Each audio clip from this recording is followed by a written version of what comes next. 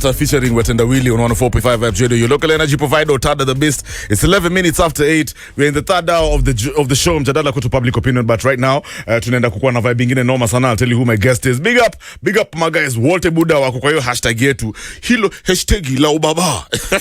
Mazit, tunaku appreciate sana man. We have the one and only Jongo ya kuokota. Tuko na Litsamba Nyiro 23, MC Fidelia, King of the Airwaves. I see you my man. And Gitari Masharia, not Masharia, Gitari Masharia.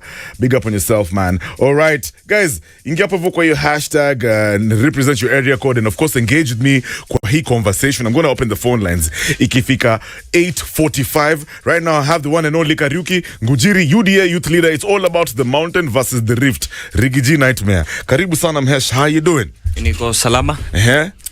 How are you? Mimi niko tu salama pia, bro. Let me ask you as a conversation starter. Umeangalia vile, you know, things are happening kwa magazeti. You're looking at the state of the nation. Tulicheke president comment America the other day. Yes. We also saw Nyeri governor Mutai.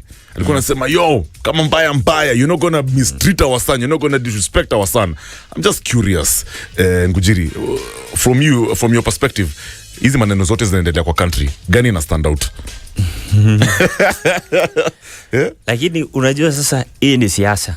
Hii tunaweza sema ni siasa 101. Yes. Lakini pia sidhani kwa Mkenya wa kawaida. Sahi tumetoka uchaguzi juzi. Hizi ni vitu zenye Mkenya wa kawaida angetaka kusikia.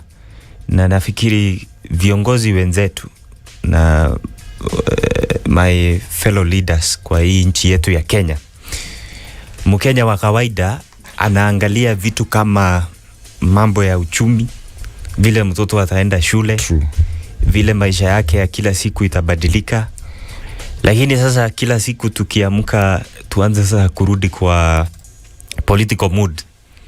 Manze sidhani tunapatia president a hard time sana. Okay. So ni lazima politicians to tone down hii siasa.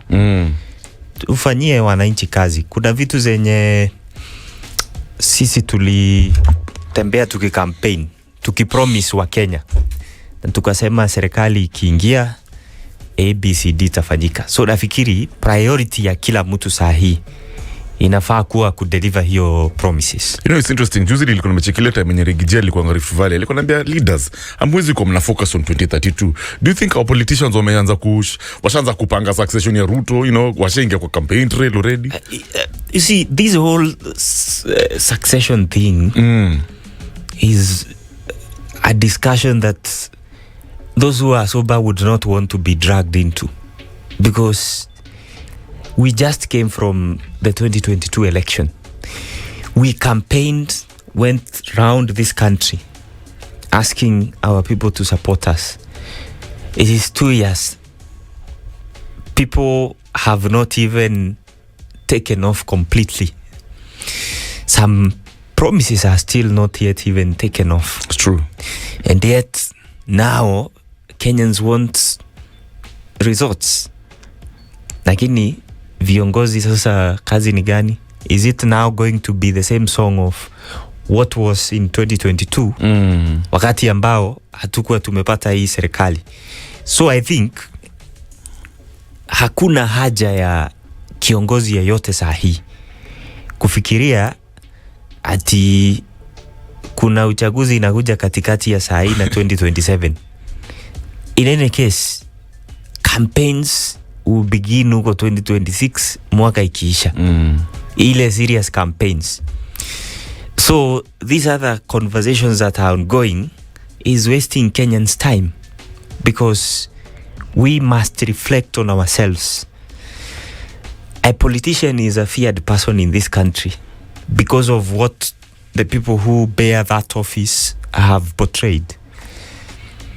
This unnecessary, aggressive political hit that we are seeing in the country is going to derail the development agenda that is supposed to be achieved in this first term. And that is why I think, and as a young person who worked so hard and believes in the success of this administration, those of us who are in Kenya Kwanza, our priority number one, led by the president, who has, by the way, set the agenda, should be to deliver for the people of this country.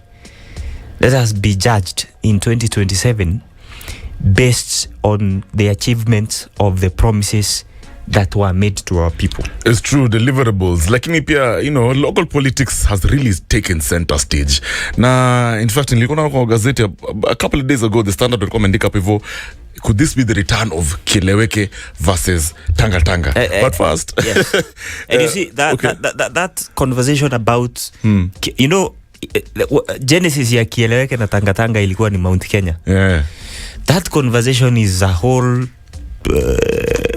conversation that I would call absolute nonsense. Because really? Yes, because I mean, who is fighting? Ask yourself who is fighting the other. Si kuna watu wa camp ya Ndindi Nyoro, the people who are also from the Rift Valley camp up within Kenya Kwanza, and then the people who are affiliated to the deputy president. But have a listen to what leaders said up hivi, alafu you can respond. And there are few people who have proximity to the president. Wamefura, wamekuwa na kiburi mingi. Wanafikiria ati sasa wamefika, wanaweza kuja mlima ati wapange viongozi ya mlima. Ati huyu Oscar Sudi asisunguke, akae kwa consensus yake. Na sasa hiyo unaongea huko kwa consensus ya mwingine. Tafuteni mtu mwingine kwanza wa kutisha. Mimi nilipita vitisho kitambo. Mimi ni mtu ninafanya vita mingi.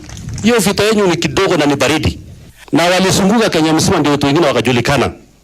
Wakasungushwa Kenya mzima mpaka leo wako na hiyo fio wako naye.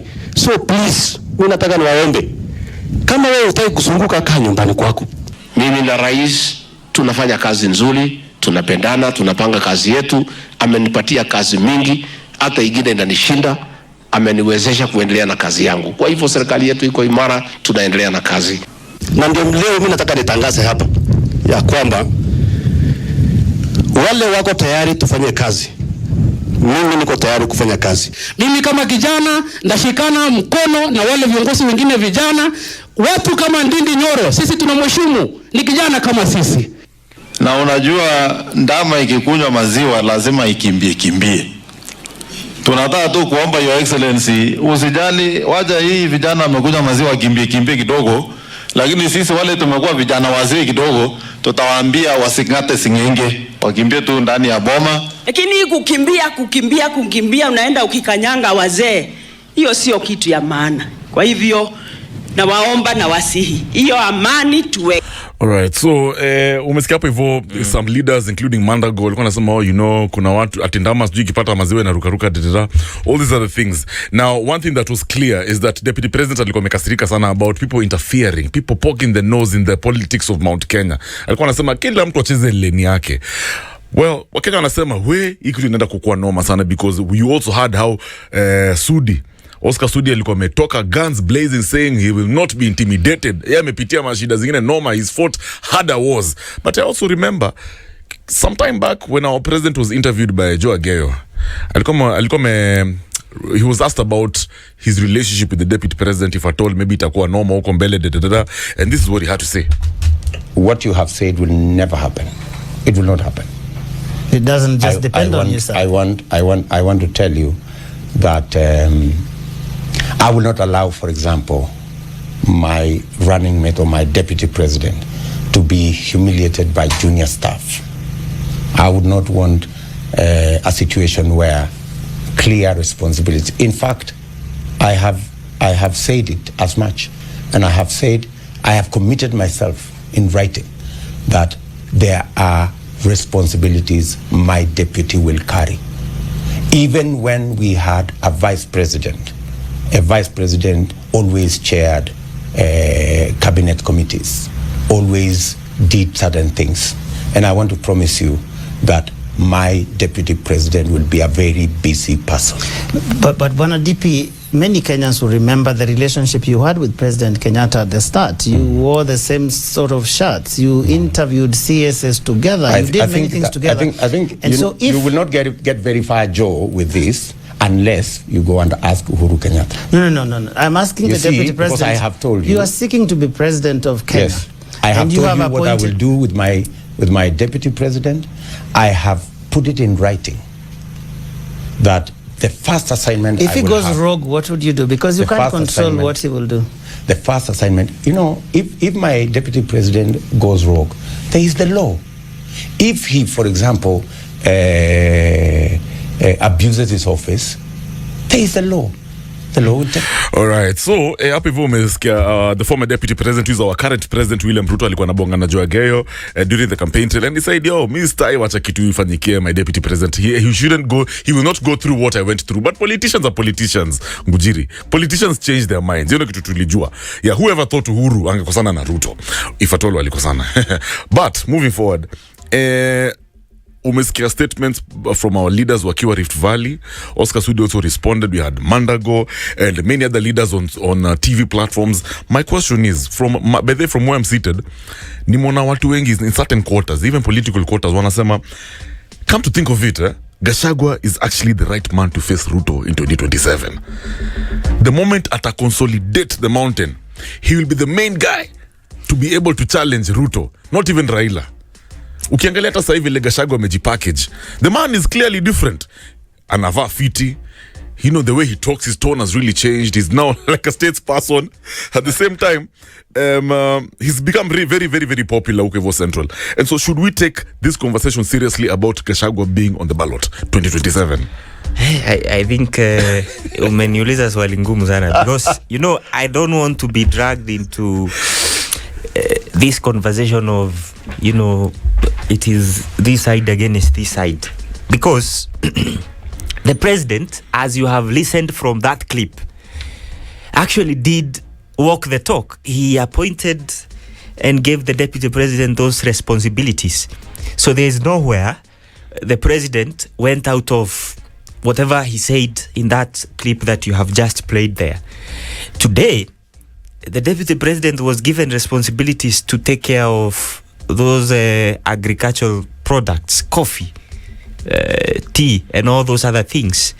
He's also been the chairperson of cabinet committees, which actually reviews the work that has been done in the main cabinet that the president chairs.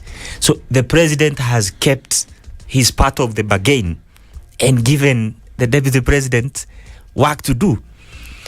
I don't think uniting the mountain is part of the roles that the deputy president, has constitutionally to work on. Right. And I believe there is no disunity really in the mountain. You don't believe that? There is no disunity. I mean, we had the governor of Nyeri akicomplain, akisema, guys, we've had the deputy president talking about clearly making it, saying that people who are interfering in the business of Nyeri, he's the central leader. Watu wakae kwa lane yao. So how are you going to say that there's nothing going on between the president and his deputy? There is no disunity. I said there is no disunity in the mountain. Okay. The reason why I say that is because the people of the mountain, would only disunite if we have an election and we have a test to show that there are people who are loyal to this side and this other side. That would be empirical. But as we speak, the largest constituency of the voters in Mount Kenya voted for President William Ruto, Kenya Kwanza administration. So these are the noises that you are hearing from the mountain is because of people who want to create an issue. We can say, in other words, rent seeking. Who are these people, from Rift Valley? No, from Mount Kenya. Because there are people who actually believe that for them to be relevant politically and for them to get some cash here and there is actually to be seen to be fighting for somebody. It is called rent seeking.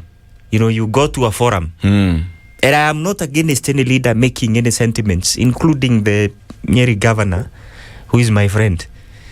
But I don't think there is that divide that would make anyone want to call for Mount Kenya. And I want to say this today, and I want Kenyans to listen to me.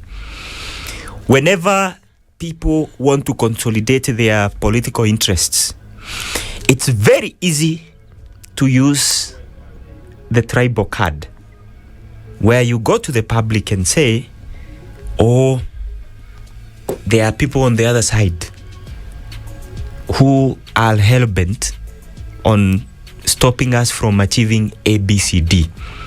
And if we don't take care, these people are going to crush us. Now, that is the unfortunate tribal politics that we have in Kenya. Let me give you an example. Okay. Recently, we had elections in a neighboring country here that I will not mention. And I think part of the nationalist approach for someone who wants to win an election is to actually go out there. And even in another country that is also a neighbor here, a president is always quoted in media as having said, these people who are our neighbors here don't like us. So if we don't unite, we will be crushed. You know, it's interesting you put it like that. This is the call for Mount Kenya unity. Okay. Is a political item that is normal. We should not treat it as the normal convergence of a divide in the Mount Kenya region. You talked about convergence, we'll talk about Limuru 3. Lakini the deputy president, time immemorial, time and again, amekuwa akisema it is important for the mountain to unite. Alikuwa anasema it is very key moving forward politically, him being the leader of the mountain. Angependa kuwata, you know, to also meet with the Uhuru, shake hands with the Uhuru for the sake of the unity of the mountain. Now, moving forward, my question to you is Agashagwa Uhuru handshake enough to unify the mountain? I mean, you see, and I want to be, I'm a young person. I mean, he's reached out to Uhuru severally. He said it in a public forum that he wants to shake Uhuru's hand. In fact, he has apologized to Uhuru Kenyatta's family. Yes. Local politics as central is very, very important. I am a young person who really wants this country to have peace and be at its best. This is what I believe. There is no problem, you know, the deputy president looking for Mheshimiwa Uhuru Kenyatta and shaking hands with him. There is no problem. There is no problem for the deputy president to, you know, want to have everybody on board. This is what I am saying, and this is what Kenyans must distinguish from whatever conversation that is going on today. That we campaigned as the Kenya Kwanza team in the 2022 election. And we said that once this government is formed, the items that are going to form the major conversation are A, B, C, D.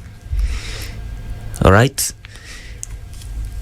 The president is our leader in the Kenya Kwanza administration and in that political formation. He is the one who sets the agenda for us.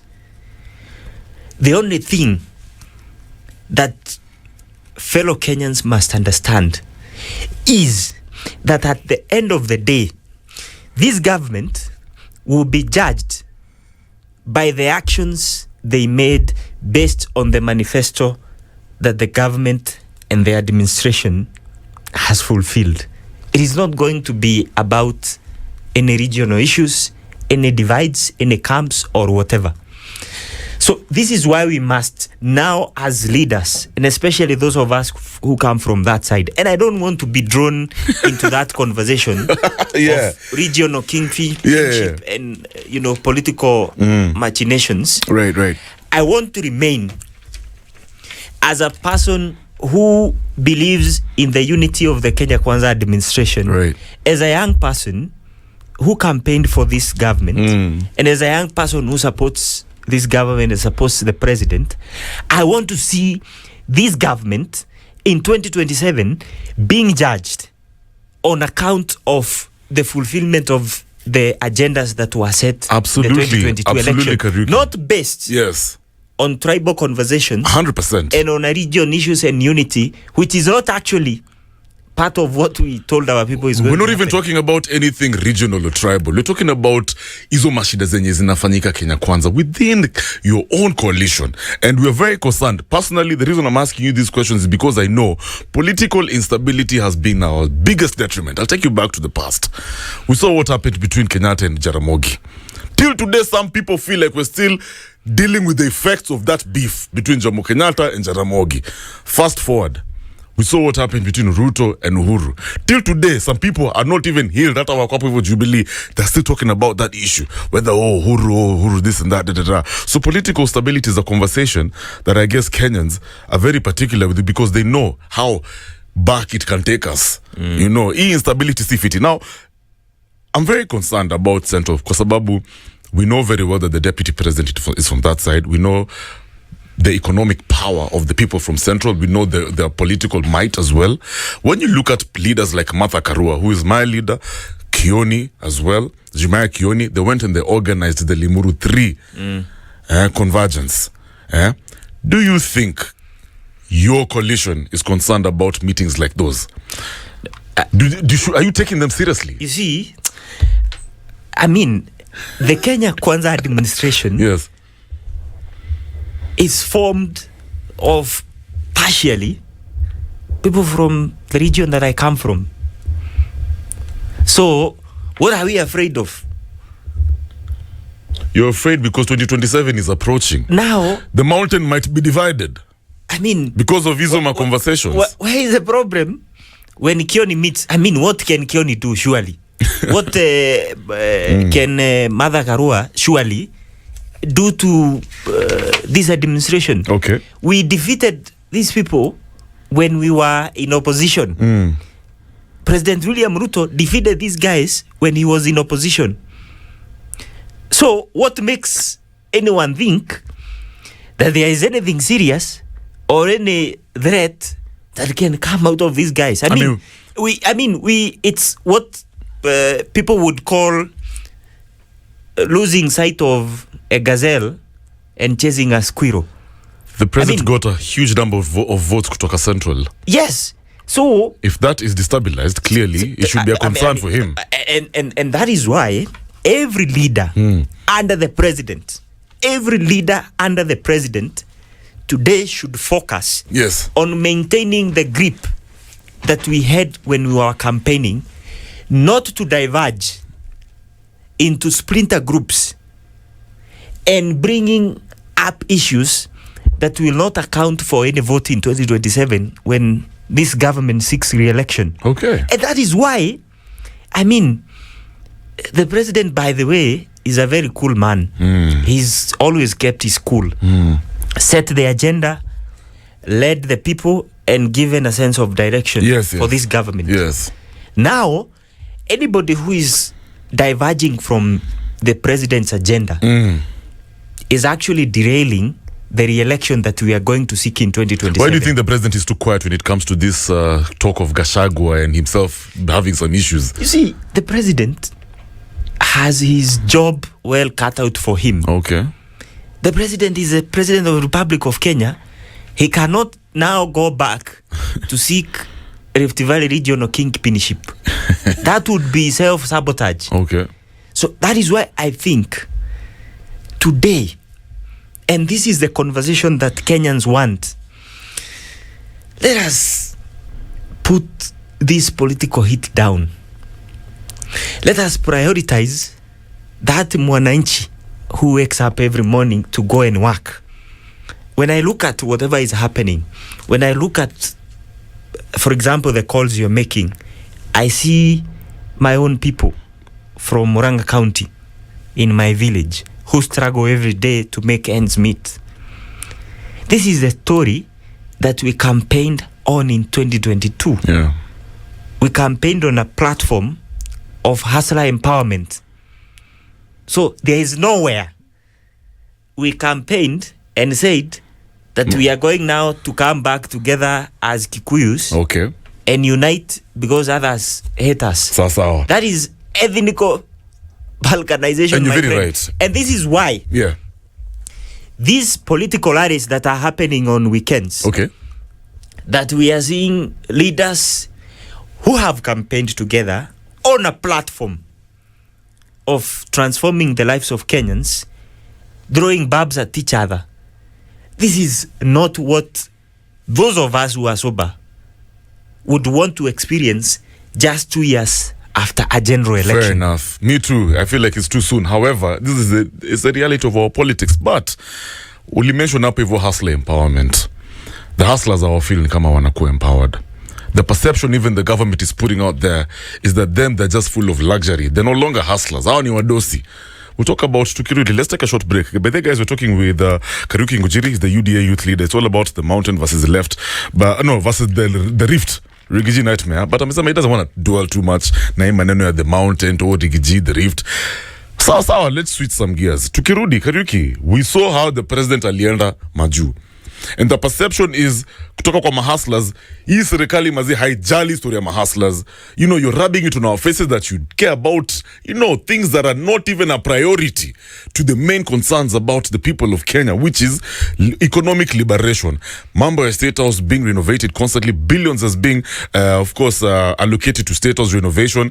Talking about close to $1 million only for transport ya kwenda Mombasa. So I want us to touch on that and what this means for hustlers. Tukirudi. Remember, guys, once again, Kariuki Ngunjiri, UDA youth leader. It's all about the state of the nation. 8:37. Shikilia hapo and do not move, eh? This is the Modern Vibes on Vibes Radio. Deadly. Hey, Buddha, Brida, on 104.5 Vibes Radio. Kevo Badman, #morning vibes. Yo, okay. Sasa ni 8:42. My guys, bado tuko na Kariuki Ngunjiri, UDA youth leader, talking about the state of the nation to megusia sasa siasa at the mountain.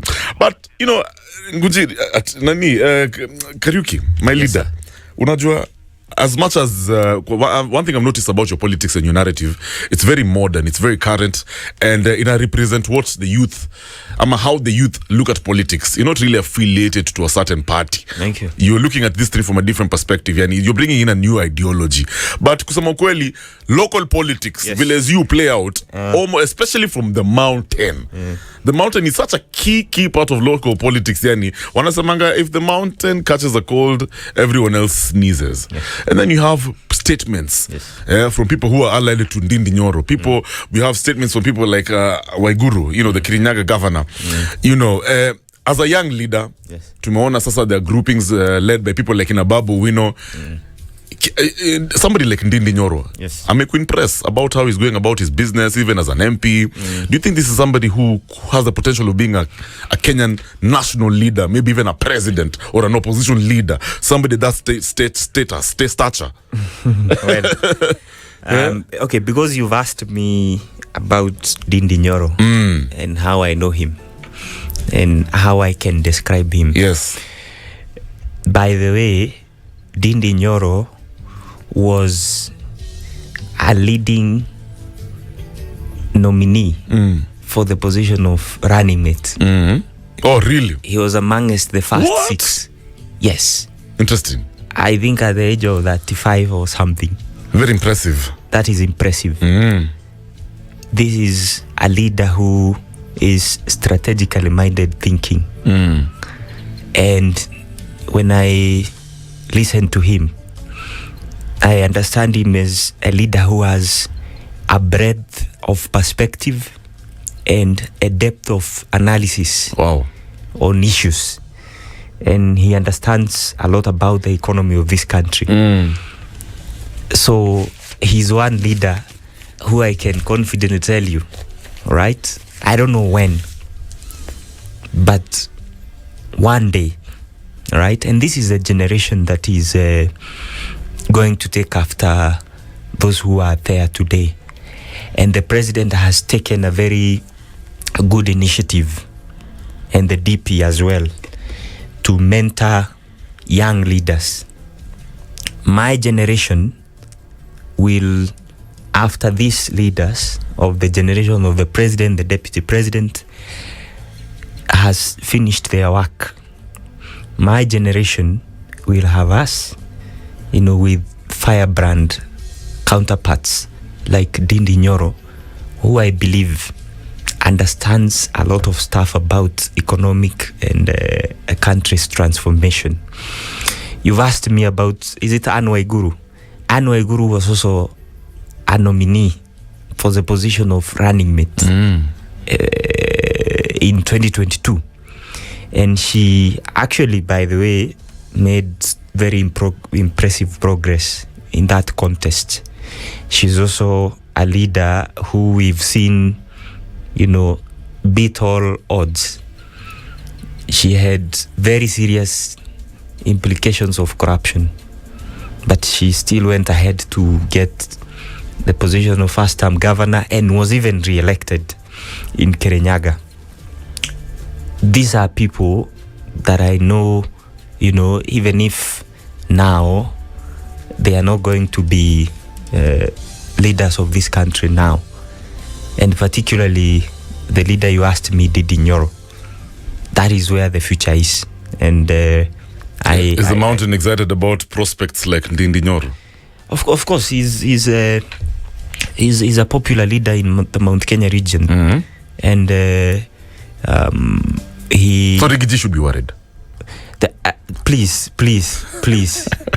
I don't want to be drawn right now into a contest between the deputy and the deputy president, who is my deputy party leader, and the Honorable Dindi Nyoro. He's also my deputy president, who is also my friend. And the deputy president is also my friend. I don't want to be drawn into an us versus them. Okay.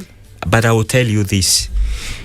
Depending on how the political situation shapes up and how things will go, that will determine, a lot of factors. So. But all of us, both leaders and everybody else, submit to His Excellency, the President of the Republic of Kenya. All right. Dr. William Ruto. Okay. So we listen to him. Yeah. We follow what he says. Yeah. He's our party leader. For sure. And he's our leader.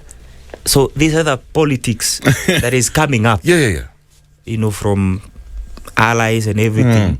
Is politics that we believe in its own time will shape itself. All right. There's no problem of people flexing. It's politics. It's life. It's normal. And people fighting for survival. Yeah. But at some point, is there lack of leadership in Kenya Kwanza? There's no lack of leadership. I mean, because of my in-house fighting, it's too soon. Too soon. Now the problem is the problem now is we have people who really understands what public policy is. Once you are elected into an office, your responsibility is to deliver to the people who elected you. Make decisions that benefit your people. That is what public policy is. Sawa. Political competitions are always to win and galvanize power. But once you have gotten that power and you're in office, you cannot now go back again to nursery school, and now start politics again. So that's why I'm saying this is the time to implement the items that are supposed to be 100%, and we understand that. Like in moving forward, Kariuki, you're talking about the president and how he's our leader. Tunatafuta direction from him. We wish that he's a success, but at the same time, serikali iliyoko hivyo na mahasla walikuwa wamesema this is a government for the people, by the people. Yes. Ya watu ya mama mboga, if I can put it like that. We saw how the president alienda America for the tour. Yes. Very, very interesting event. Yes. Pomp and color. Yes. Biden alibonga fiti sana juu ya Ruto and the relationship that Kenya has dating 60 years back with America. But if you look at how the president traveled to America, luxury, pomp and color, hadi alienda na watu wa ODM hapo hivyo from the opposition. Aside from that, what impression are you giving hustlers? Na hizi mashida zote buda, manyumba zinabomolewa, nini, talking about doctors not being paid, hata kama hiyo shida imekuwa sorted, but all these issues going down in the country. Why does the president have to travel in luxury? Si angeenda na KQ. The president does not travel to foreign countries on leisure tours. The president is our ambassador number one for the Republic of Kenya. And anytime he takes a trip, he has full confidence that the trip is going to bring meaningful gains to this country. Look at, for example, what he's gotten from the United States. He signed several bilateral agreements worth of millions of dollars. He's gotten military support, in terms of machinery and everything. He's also put the Kenyan flag at the global map, and that today, as a Kenyan wanting to do business with a superpower like America, the president has created that goodwill for you. For economic transformation, those are some of the issues that really matters to an economy. That somebody wants to move from Kenya to the United States and back, and the United States to Kenya. Free movement of goods and services. Wouldn't it have been better kama ngena na KQ aseme KQ offers a direct flight to New York?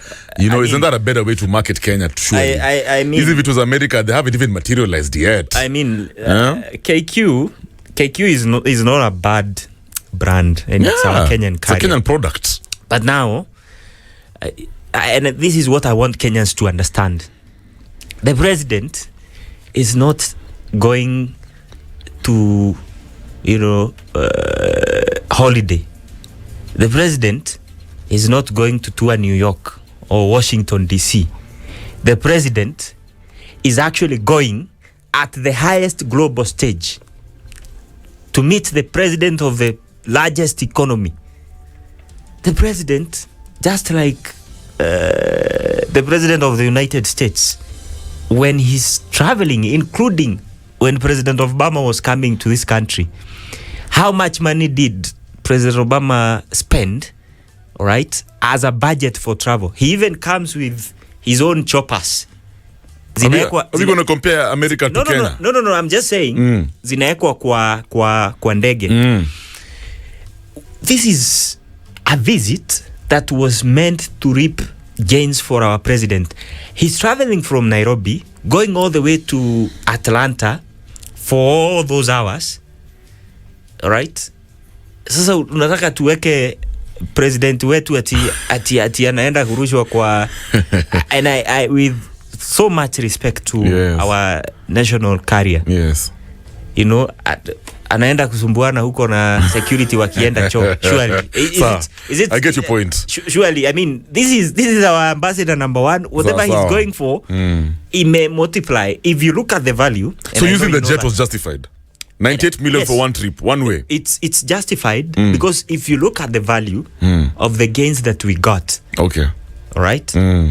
Compared to if the president just decided to make, I mean, lazima tupige kelele. That's the exact same thing Nani alikuwa anasema, government spokesperson Maura. Yeah, alikuwa anasema we have to weigh the value. The value. The benefits, And then, I mean, sisi kama wa Kenya, we pride in having our president, being at the top. I'm happy when I see President William Ruto, for instance, when he was doing that press conference, Joe Biden standing on his left. The president of Kenya talking about creating solutions to Haiti. That's cool, but let me ask you something, Kariuki. We all know this fact. I mean, it's big deal.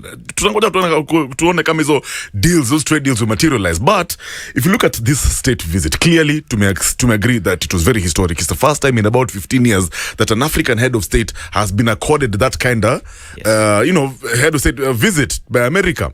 Now, nilikuwa nachiki in some quarters hapa hivi Wakenya wanasema, maybe the president is bending too low to Western powers. There's a lot that is at stake for Kenya hapa hivi. Is it true? Does it make sense when we're saying we're bowing to Western powers? It's like the president is going to visit his masters. Hata ukiona vile walikuwa make up president Ruto akae kwa kiti ya Biden. It's just some say it was looking so boyish. Amefurahi sana like a young guy. Are we bowing to Western powers? Is a lot at stake for Kenya. Could we lose more than we're gaining? Let me tell you, in international relations, actors are states, not presidents. Sure. And they act with mutual respect. The United States is a state just like Kenya and respects the existence of this country as an independent country. The only optics that you're talking about is, of course, because, this is the president of a superpower. And a superpower means a member of the UN Security Council, which once it makes decision, it's a veto decision, you know. You cannot overturn it. And these other countries have no power over the members of the UN Security Council. And so with the military prowess, with America being the largest economy in the world, you know, America also being a very admired anchor for democracy and the rule of law, is only the factors that America is ahead of us. But you know, the president now sharing a stage, you know, talking to journalists, addressing the Kenya-US 60-year celebration of our ties, shows you that America respects Kenya. Shows you that in as much as America is advanced and they are willing to help us in our capabilities in education, in climate, in military support, this country understands the value of partnership. Okay. So we are partners. So. We are not the United States is not a master to Kenya. Okay. We are partners. And you heard President Biden, by the way, in his speech. Also listen to what the Secretary of State Department, listen to what the Vice President said. Yes. Look at the respect that President William Ruto was accorded. Let me switch some gears. You've seen the president has done too many trips. I think over 40 trips so far. Spent about $10 million traveling around the world. Hiyo ni pesa mingi sana. However, let's not look at it in terms of the fare. Let's look at it in terms of inflow versus outflow. Yes. Are we getting enough inflow from quote-unquote these bilateral deals by the president? Are we getting value? You know, Kenya bado wanateseka. People are, you know... Kariuki, you know what I'm talking about. Yes. If you've noticed on that particular point, every time the president travels, he doesn't focus on mostly government to government stuff. It's true. His biggest percentage of focus has always been corporations. Private sector. So that is why you will see him meeting CEOs of certain groupings. You see him at Taylor Perra Studios. You see him meeting other groups, because he understands that for us to transform our economy, we must have that bilateral economic exchange with other stakeholders from developed nations and developed world. Yes. So he doesn't go there to just meet presidents and make visits and then come back to Kenya. On the sidelines, actually, you will see him meeting Microsoft. Those are the things that make sense. Okay. And he's going there to ask these guys, good people, can you please come and invest in Kenya? Yes. Can you please? Tatu City here has a center. I don't know if you know. Young people who are doing coding, who are doing... those are the things that we want.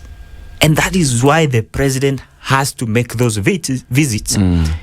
And make sure that he advertises the ease of doing business in Kenya.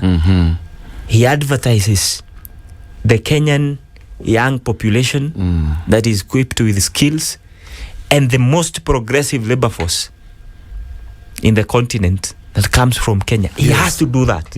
Yes. All right. Makes sense.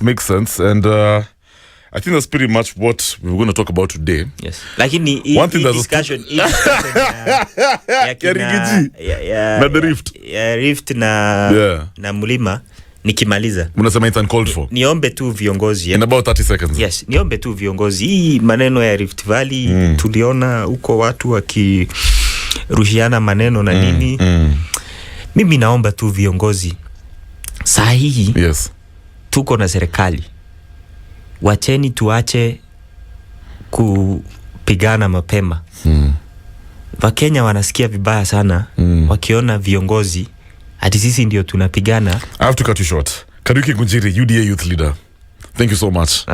Asante sana. Imekuwa real, guys. Tumekuwa kwa State of the Nation with our guest today, the one and only very youthful, aggressive, firebrand Kariuki Ngunjiri. Twende kazi.